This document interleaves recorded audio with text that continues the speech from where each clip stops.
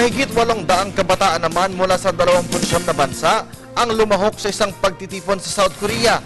Ito ay upang isulong ang pandaigdigang kapayapaan. Si Beth Kachin para sa detalye.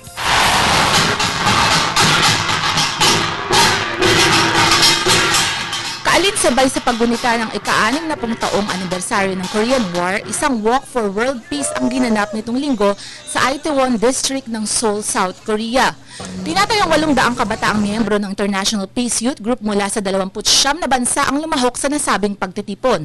Sa araw na ito muling ginunita ang pagsiklap ng kaguluhan sa Korea at ang tulong na ginawa ng 21 bansa dito.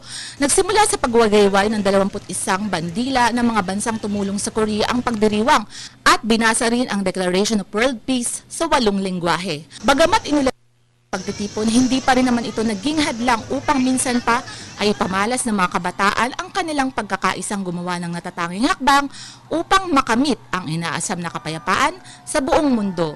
Para sa telebisyon ng Bayan, Elizabeth Kachin.